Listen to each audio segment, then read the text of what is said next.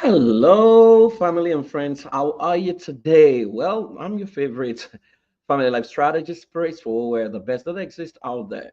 Okay, I want to appreciate you for getting value out of what I'm sharing. I mean, it's part of my contribution because one of the things that pains my heart is when people take certification and they don't even know where to start or what to do with it, right? And so, for like 5 episodes, we've tried to look at various things that people should do. And I'm glad that some of you who are just graduating, you are doing just that. Please don't forget in all of this, marketing has got to be an everyday affair. You've got to sell, sell, sell, sell, sell, sell, sell. Don't be ashamed about it. Don't be ashamed to expose what you know, because if you keep quiet, there are so many quacks and several people there who don't know what they're doing, and they are going to take the share of the market. Remember when I said that an ignorant man who sells his ignorance, with confidence, with audacity, will take a larger market share than the enlightened man who sells his enlightenment with timidity, right? And so it's important for you to go out there, dress well, show up, create a good background, put your lighting on, and share your knowledge. Be consistent, do it same time, same day, same way every day, and share something that is new. After a while, you will gain traction because you can never tell which of your videos is going to go viral, right? And so that takes us to the number 16 I want to talk about, which is you need to set up payment systems and contracts, right? One of the worst thing that can happen to you is when people ask you, okay, so how do I pay? And then you're saying, oh, make a transfer to my bank account and all this kind of thing, right? You have to think about convenience, ease of payment, and you want to think of the most convenient ways that your clients can pay. Now, if you live in the UK or you're in Europe or you're in the Middle East or places where the payment system is tied to your card, then it's easier for you because then you know that you can use Stripe, and you can use PayPal, or you can use, I mean, in America we have Cash App or various platforms that people can use to pay you, right? And you can literally log on their cards and they can spread their payment, and you're sure that they will draw the payment from their cards consistently, right?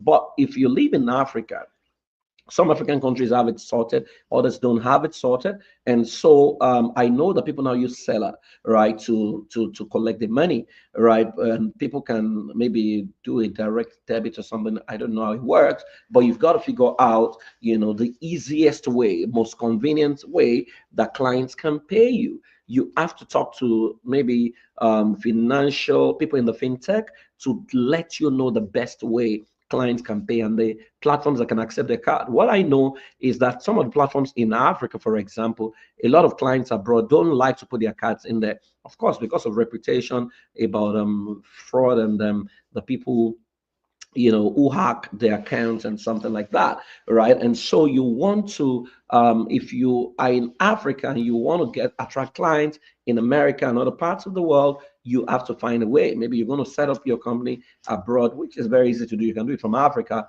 or you're going to get a payment system that supports you, right? Because you don't want that to hinder what you're trying to do. So you want to use a payment platform like PayPal, like Stripe, Waves to accept payment. I mean, Flutarius is a big global, and then if you're in Nigeria, other parts of Africa, I don't know if there. I mean, I know that there are some legal battles in some countries that didn't accept them, don't allow them. I don't know if they've resolved that right now, but then you have to ensure that you test run this thing. Please ask questions, right? But you must have a clear payment system. It cannot just be people need to transfer money to your account because you're dealing with people globally. And then you want to create a simple coaching agreement or contract.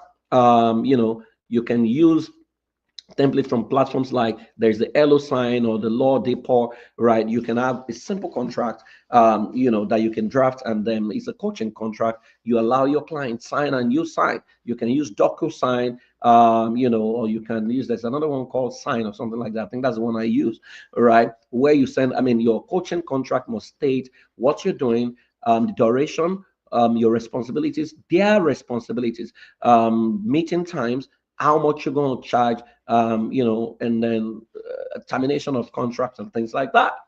These things have to be properly articulated, because now you are doing business across the globe. So you want them to know what they're getting into, how much you've agreed. You need to put all those things there so that contracts are signed, right? And then you want to set clear times for conciliation, refund, and session scheduling. For example, in my contract, if you miss your session, your money is gone, right?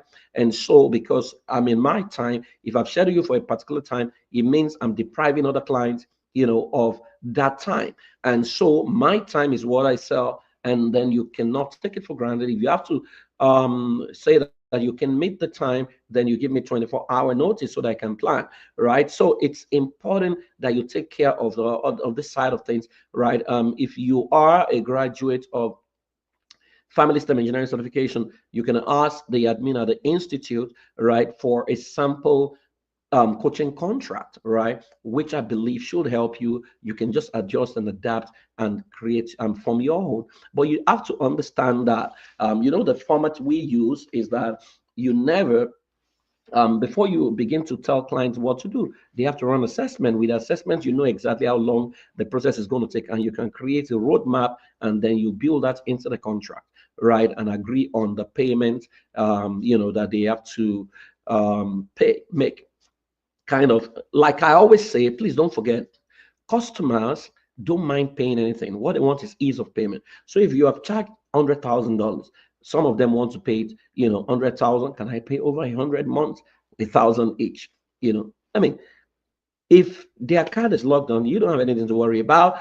But you don't want to lose a customer because they can't pay bulk, a lump sum, because that's what many of us do, right? You have to understand that yes, this is a business, but then, like I always say to my own mentees, we have lost the right to withhold the power of mercy. We know that people sometimes can be very unreasonable. You do their job, and then they cancel their card and things like that. But once you feel the joy of helping someone, right, life has a way of adding it back to you. So you don't have to worry. Life will pay you back in good measure. President Chicken Getter are running over. Our job is essential services. And then you cannot turn back from someone who desperately need your help. So go ahead and integrate your payment platform and know how to slot in clients and how to schedule them for payment, right? I hope that is helpful. I want to thank you very much for joining me today. When I start come, I'll talk about maybe three more things, right? I think, yeah, this is episode 6. Yeah, I think we have 4 more to go, right? But please, you need to sell every day.